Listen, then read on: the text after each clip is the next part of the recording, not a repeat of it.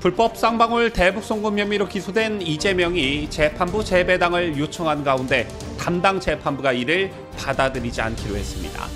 검찰은 오늘 재판부에 재배당 요청 자체가 통상적인 사건에서 보기 힘든 특혜를 요구하는 것이라며 기각돼야 한다고 주장했는데 재판부가 이를 받아들인 것입니다. 이재명 측 변호인은 어떤 주장을 펼쳤길래 재판부 재배당 요청을 기각당했는지 잠시 후 보도합니다.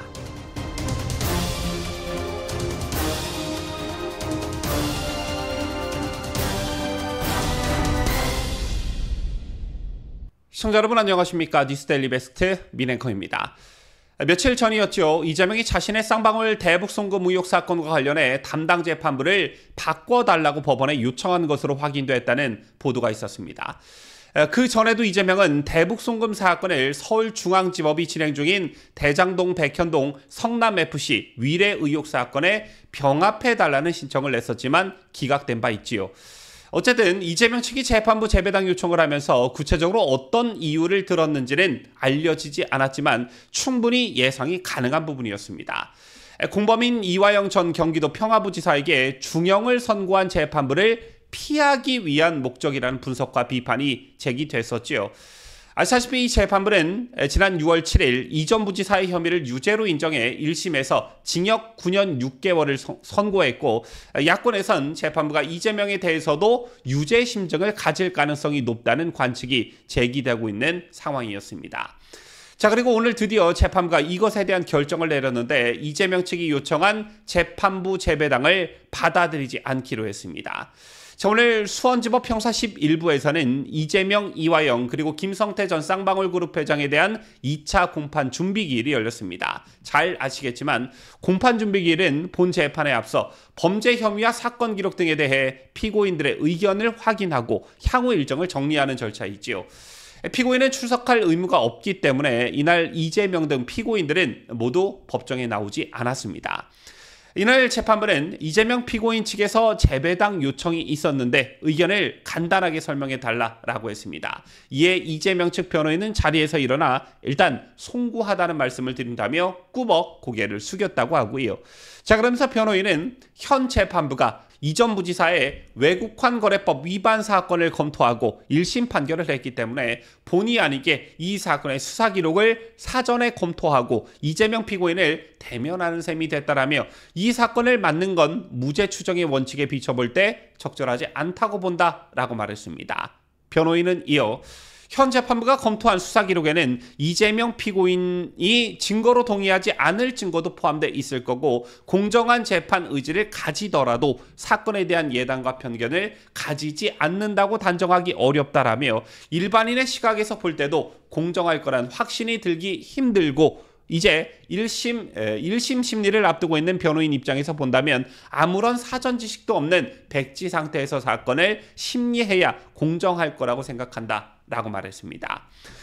반면 검찰은 재배당 요청 자체가 통상적인 사건에서 보기 힘든 특혜를 요구하는 것이라며 기각돼야 한다라고 주장했습니다. 검찰은 형사소송법상 재판부 기피 사유는 불공정한 재판을 진행할 경우라는 객관적인 사정이 있어야 한다라며 이 사건은 재배당 요건에 해당한다고 보일 만한 사유가 없고 기피 목적으로 재배당 요청을 해 재판을 지연시키기 위한 주장으로 이해하고 있다라고 반박했습니다. 양측 모두의 입장을 들은 재판부는 대법원 예규 등을 종합적으로 검토해 볼 때 이런 경우에 대한 명확한 법률 문헌이 없기 때문에 재배당 요청을 받아들이면 또 다른 위험이 생길 수 있다라면서 재배당 요청을 받아들이지 않았습니다. 여기서 말한 또 다른 위험이란 이런 선례를 남기게 되면 다른 재판에서도 이런 요구들이 빗발칠 것을 우려하는 것으로 보여지는데요. 처음부터 무리한 요구였고 법조계에선 일찌감치 이재명의 이런 요구가 받아들여지지 않을 것이라는 전망이 대체적이었습니다. 그리고 오늘 재판부에 신속한 재판을 암시하는 발언도 있었습니다. 이 대목이 매우 중요하다고 보는데요. 재판부는 다음 달 12일 공판 준비기일을 한 차례 더 갖기로 했습니다. 그 이유는 변호인 측의 사건 기록에 대한 열람 복사가 늦어져서라고 하는데요.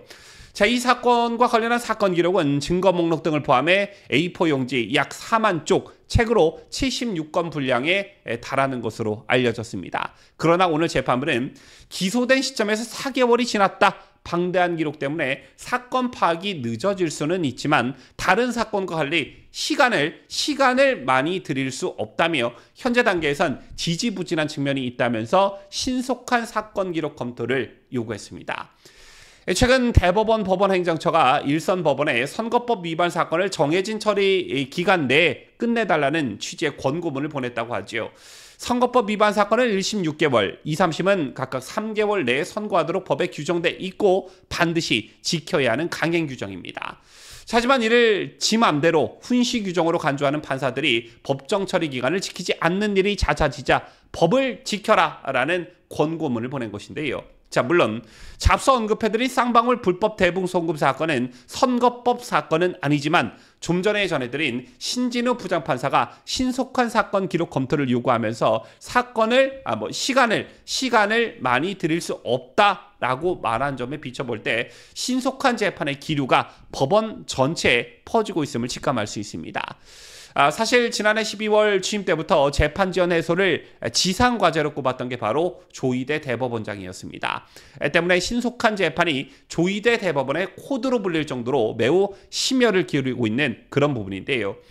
조 대법원장이 임기 중 최대 과제로 재판 지연 해소를 꼽은 이유는 재판 지연이 신속하고 공정한 재판을 받은 권리를 침해하기 때문에 국민의 사법 불신의 원인이 될 정도로 심각해졌다고 보기 때문입니다. 피고인에 따라 재판 기간이 다르다는 인상을 줄 경우에 공정한 사법부란 기본 신뢰를 무너뜨릴 수 있다는 것이죠.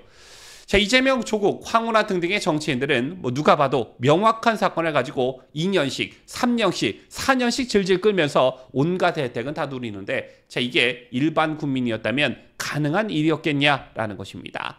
더군다나 이재명 같은 경우엔 더욱더 신속한 재판을 받아야 한다는 것인데요. 재판 지연 때문에 범죄자가 대선에 출마해 나라를 혼란에 빠뜨리는 일은 더욱 없어야 하기 때문입니다. 다행히도 조희대 대법원장의 신속한 재판 주문에 법원 전체 기류가 많이 바뀌고 있다는 평가들이 나오고 있는데 자, 아마도 그런 분위기 속에 오늘 신진우 부장판사가 신속한 재판을 할 것임을 암시한 게 아닌가 생각합니다. 지금까지 저는 자유대한민국을 수호하는 뉴스데일리 베스트 민앵커였습니다.